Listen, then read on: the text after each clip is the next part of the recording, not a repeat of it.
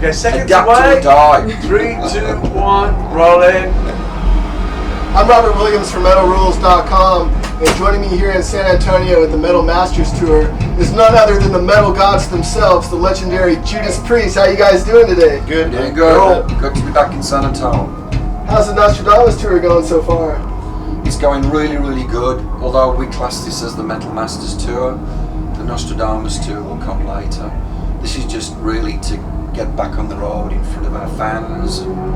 You know, we've been away for 2 years in the studio making Nostradamus, and we'll emphasise more of that work later next year. But for us, it's just being on the road again, seeing all the fans, being on this great Metal Masters Tour with all the other bands, and just having good times.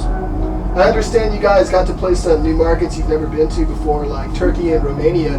How was that experience for you guys? Great. Yeah, it's always good to play new places. You know, the world's fortunately becoming a bigger place for music. You know, and as long as it continues to grow, so will the Priest.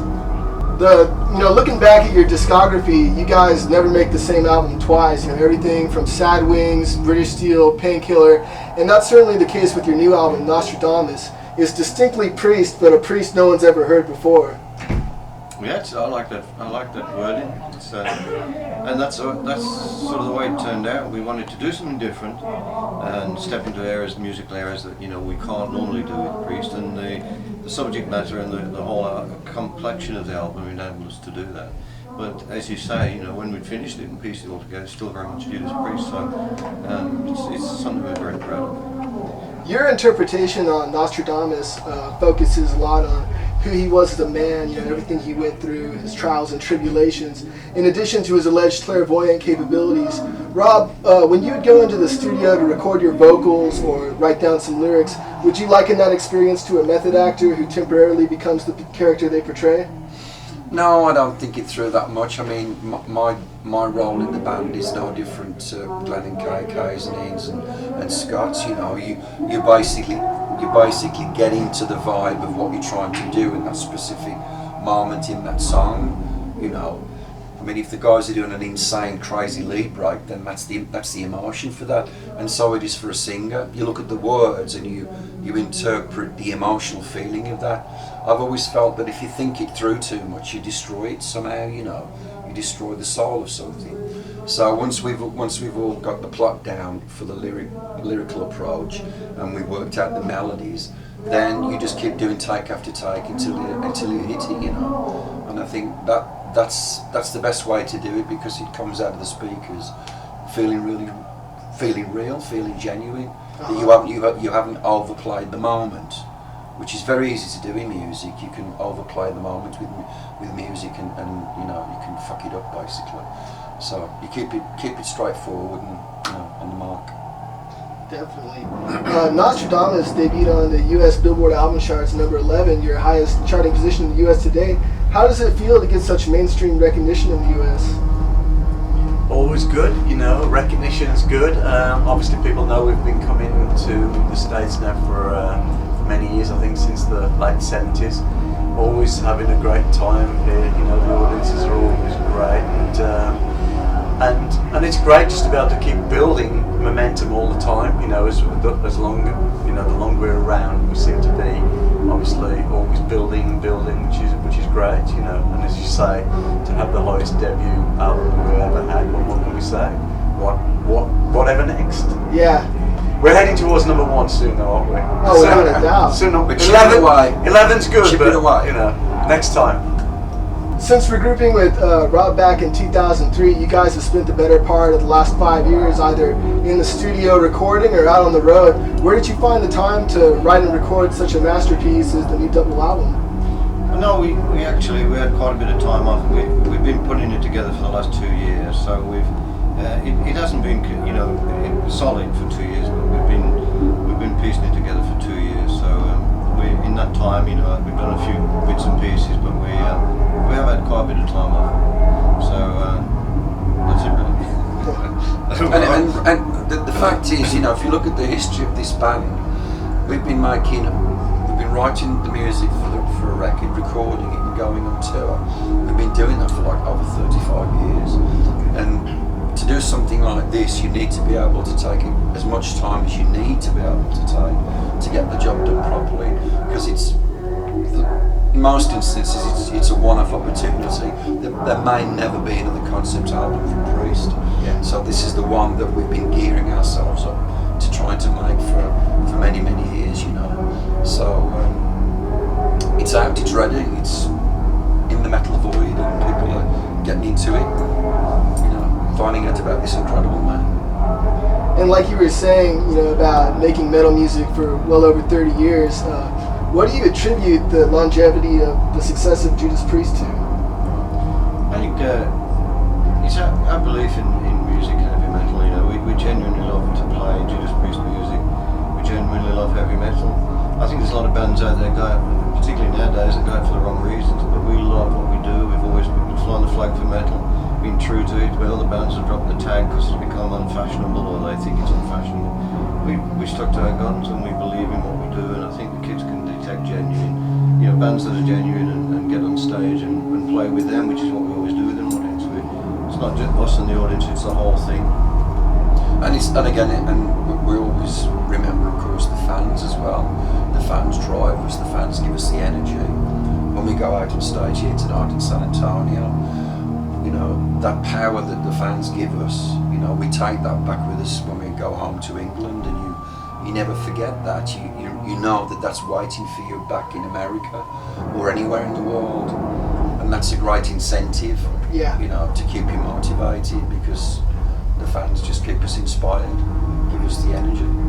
With the previous success of, you know, bands like Metallica and the Scorpions doing special one-off engagements with full symphony orchestras, can you see doing something similar with Nostradamus to document it as maybe a live album or DVD?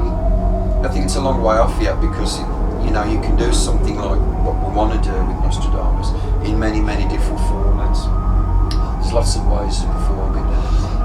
The cool thing is that we're finding it's not easy, but we can transpose it from the record into the live performance. We're already doing that now. So we just got to think about it. We got to have a lot of discussions and meetings and planning and programming, because it's going to be spectacular. There's no doubt about that. It's going to be a very incredible moment for Priest and for our fans. So if you just stay tuned to JudasPriest.com as things develop, we can let people know what's happening. Yeah. So for the current set list, you guys are playing old favorites like Metal Gods, Breaking the Law, and even Dissident Aggressor, but only 2 songs off the new album, right? Prophecy and Death?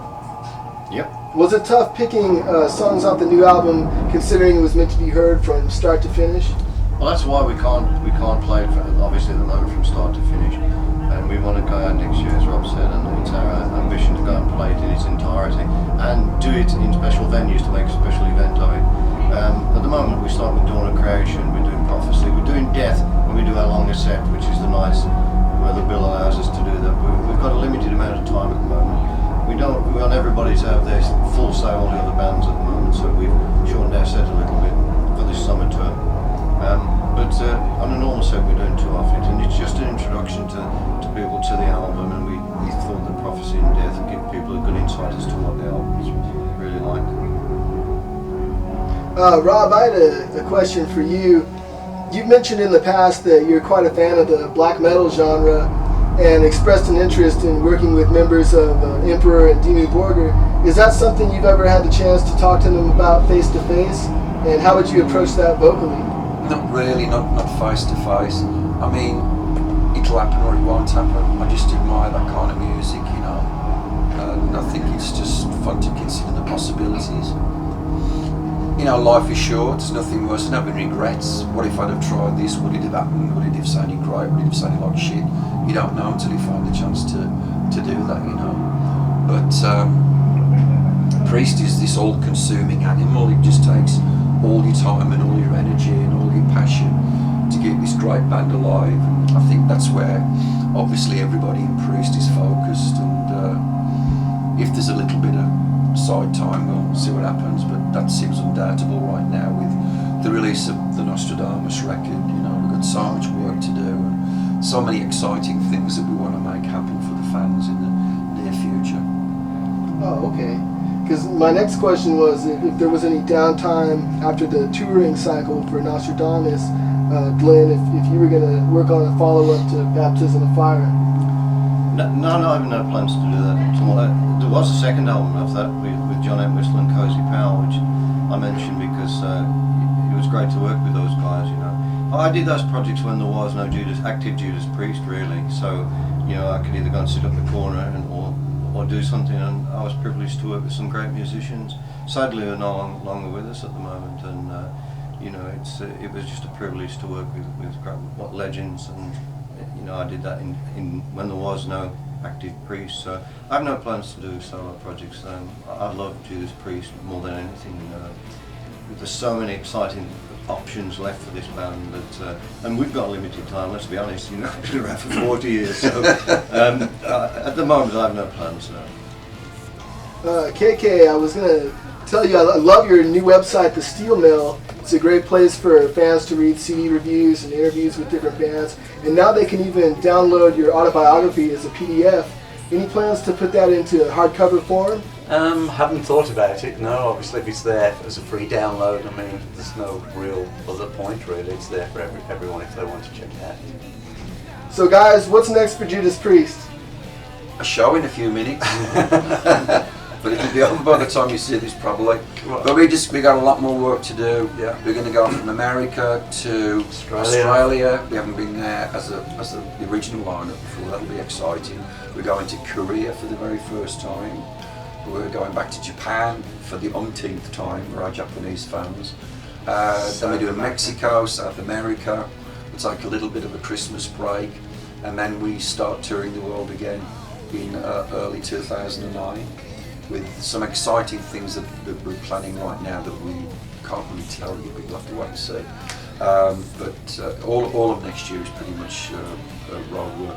But definitely if we could, would like to fit another leg of Europe in, because we just did predominantly festivals across Europe, and also if we can, for all the fans and listeners out there, if we can sweep through America again and go to all the places that we haven't managed to get through on this schedule. Obviously we know you're out there, and please be patient, we'll get to you as soon as we can. Well, I'm no clairvoyant, but I predict you guys are going to kick a whole lot of ass on stage tonight. I'd like to thank all three of you for taking the time to chat with me today. You guys have always been one of my favorite heavy metal bands, so it's an absolute honor. And also thanks to Jane Andrews and Chip Ruggieri for setting this up. Before we wrap this up, is there anything else you'd like to say to your millions of metal fans out there? Just thank you for looking after the Priest, for your loyalty and your devotion. We thank you very much for that. You keep us roaring and making the metal, so keep the metal alive. Thanks.